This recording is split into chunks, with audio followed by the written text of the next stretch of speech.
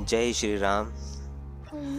माता सीता को सबसे ज़्यादा पीड़ा तब हुई जब अग्नि परीक्षा होती है, और इसलिए नहीं कि अग्नि परीक्षा से गुजरना पड़ रहा है, बल्कि इसलिए कि अग्नि परीक्षा का आदेश देने वाले भगवान राम को कितनी पीड़ा हो रही होगी, यह सब कहते हुए, परंतु लोक मर्यादा को ध्यान में रखकर और सीता जी को कोई भविष्य में कुछ कह ना सके, सीता जी का चरित्र सबसे ऊपर हो, इस बात को स्थापित करने के लिए भगवान राम को इतना कठोर आदेश देना पड़ा।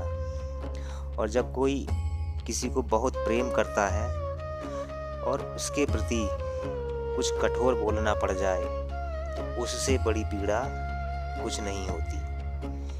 यही सोच रही हैं जनक नंदिनी कि मेरे राम को कितना कष्ट हो रहा होगा ये सब कहते हुए।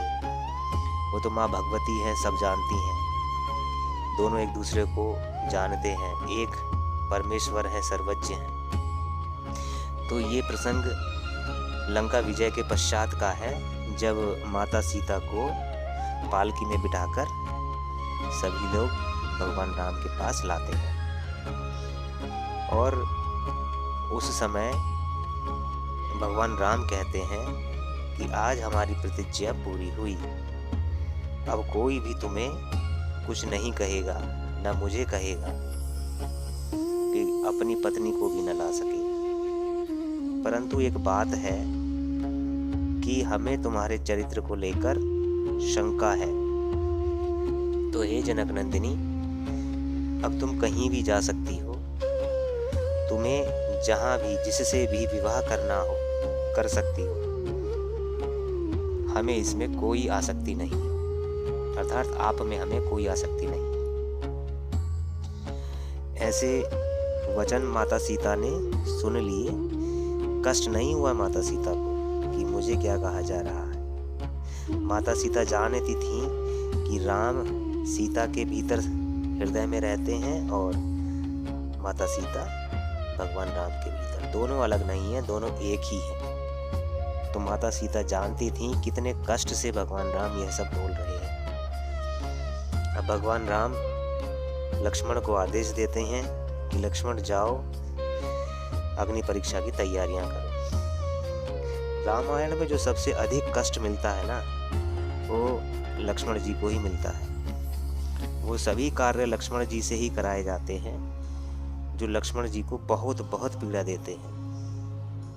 माता सीता ने मारीच वध के समय लक्ष्मण जी को जो बातें कटु शब्द कह दिए थे, वो भी लक्ष्मण की ही झोली में आए। और अब माता सीता को अग्नि परीक्षा से गुजरना है, तो उसका जो पूरा व्यवस्था है लक्ष्मण जी को ही दी गई। अब ये भी देखने लायक बात है कि रामायण में ये जो प्रसंग चल रहा है अग्नि परीक्षा का, इस समय 4 लोग सबसे अधिक रोए हैं। पहले माता सीता, भगवान राम, लक्ष्मण जी और हनुमान जी। बाकी सब बहुत ही भीतर से बहुत ही व्यथित हैं, जितने भी लोग वहाँ हैं, वानर। अब होता यह है कि देखिए, भगवान राम को यदि किसी ने डांटा है, अच्छे से डांटा है, तो वो है अग्निदेव। अब माता सीता जब अग्नि में प्रवेश करती हैं, तो दूसरी तरफ से जब निकलती हैं, तो अग्निदेव माता सीता का हाथ पकड़कर लाते हैं और भगवान को डांटते हुए कहते हैं कि सीता शुद्ध से भी शुद्धतम है, और घोषणा करते हैं कि सीता के चित्त का नाम राम है, श्वास का नाम राम है, और इन्हें डराया गया, प्रलोभन दिया गया, परंतु इनके मन से राम की छवि नहीं गई। राम को डांट रहे हैं अग्निदेव जी, हम तुम्हें आज्ञा देते हैं कि इन्हें स्वीकार कीजिए। अब राम जी का सौम्य स्वरूप वापस आता है, जिसके लिए वो हम सबके हृदय में विराजमान रहते हैं, जिस रूप को लेकर। फिर जो है राम सीता के हो गए फिर से। अब अग्निदेव ने आज एक बड़ा कार्य किया है। देखिए, अग्निदेव ने अपने हाथों से माता सीता का हाथ भगवान राम के हाथों में दिया है। इसका अर्थ ये है कि अग्निदेव यहाँ पर अपनी पुत्री का कन्यादान कर रहे हैं। एक बार तो सीता स्वयंवर में जनक महाराज जी ने ये संस्कार किया था कन्यादान का। आज फिर से सीता जी का कन्यादान हो रहा है अग्निदेव के हाथों। तो अब देखिए राम जी क्या कहते हैं। राम जी कहते हैं कि अब लोग सीता के बारे में बोल नहीं पाएंगे।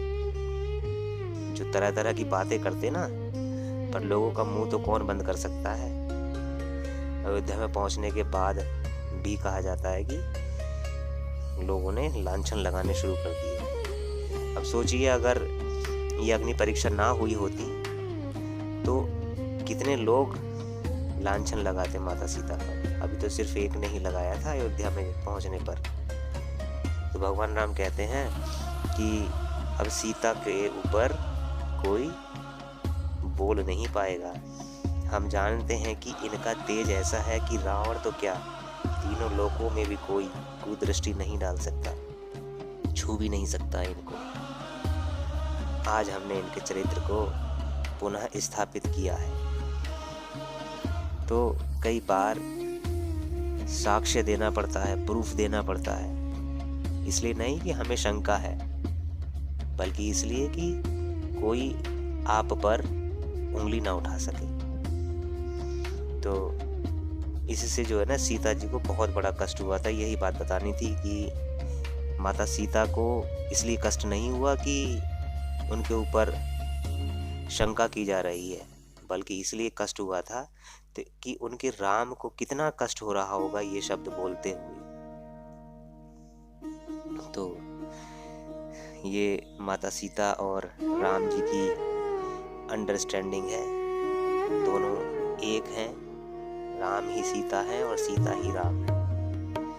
तो अब ये जो है ना, आजकल के लोग जो इधर उधर से पढ़ लेते हैं ना, कोई अखबार से पढ़ लेता है, और आजकल तो ज़्यादातर कोचिंग से पढ़ रहे हैं। मतलब कोचिंग में जाते हैं और कोचिंग कराने वाला अपने विषय को समझाने के लिए हमारे इन महापुरुषों के आदर्शों के प्रसंग सुना करके समझाता है, और समझाता बड़ी बेकार ढंग से है। कुछ भी बोल देंगे भगवान राम के बारे में और अपना टॉपिक समझा देंगे, चाहे साइंस पढ़ा रहा है या इतिहास पढ़ा रहा हो। अब ऐसे लोगों को क्या कहा जाए? आपसे बस कह सकते हैं कि भाई रामायण, महाभारत, पुराण, वेद, इनको पढ़ना है तो सीधे सीधे पुस्तक से पढ़िए, या किसी ऐसे संत से सुनिए जिसने इनको सीधे सीधे पढ़ा हो। ये जो YouTube और Facebook है ना, इनसे पढ़े हुए लोगों से पढ़ोगे तो अपने चरित्रों को ऐसे ही उल्टे सीधे तरीके से अपने मन में बसा लो। भाई ये भगवान राम तो जो है स्वयं सर्वज्ञ हैं, और माता सीता कोई साधारण नारी नहीं है। ये माता कालरात्रि हैं। राम सर्वज्ञ हैं तो माता सीता कालरात्रि हैं। इनकी लीलाएं जो होती हैं ना, ये अपने ऊपर इतनी कष्टकारी लीलाएं करते हैं ताकि हम लोगों को समझ में आ सके कि हमें कैसे रहना है, किस तरह से चीज़ें करनी है। कुछ लोग कहते हैं कि भगवान है तो भगवान ऐसे मारे मारे क्यों फिरे, रावण को एक पल में झटक देते, बिल्कुल झटक देते एक पल में, चींटी की तरह मसल देते रावण को। तो राम कहते हैं सीधे सीधे कि मैं रावण को अगर मैं ईश्वरीय रूप से मारूंगा तो रावण को जो मारने का जो लीला है, जो श्रेय है, वो नहीं मिलेगा। मैं इनको मारूंगा, रावण को मारूंगा तो मनुष्य के रूप में ही मारूंगा। जिस तरह से मनुष्य को एक बुराई को खत्म करने के लिए जितने दुख झेलने पड़ते हैं, जितना कष्ट उठाना पड़ता है, वह सब मैं उठाऊंगा। भगवान चाहते तो एक पल में मसल देते रावण को, कोई बड़ी बात नहीं है उनके लिए, परंतु उन्होंने मनुष्य रूप में रहकर ही माता भगवती से दूर रहकर कुछ समय के लिए रहे। जब रावण सीता को हरण करके ले गया था, ये सब विरह सहना पड़ा।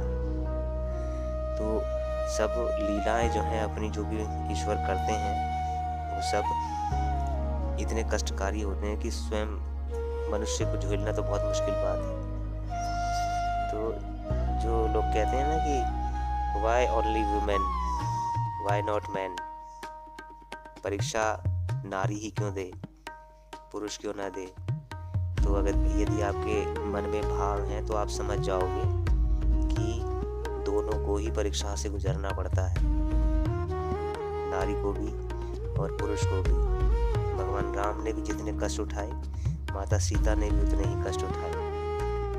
जो पीड़ा माता सीता को शब्दों से लगी, उससे कहीं अधिक पीड़ा भगवान राम को उन शब्दों को बोलने में लगी। तो दोनों हमारे लिए पूजनीय हैं। हाँ, एक कहानी और आती है, यहाँ से भगवान राम के बारे में आपको पता चलेगा कि वो किस प्रकार से रक्षा करते हैं अपनी भार्या की। कि ये सीता हरण से पहले भगवान राम ने अग्निदेव को बोला कि कुछ समय के लिए आप हमारी भार्या को अपने पास रख लीजिए।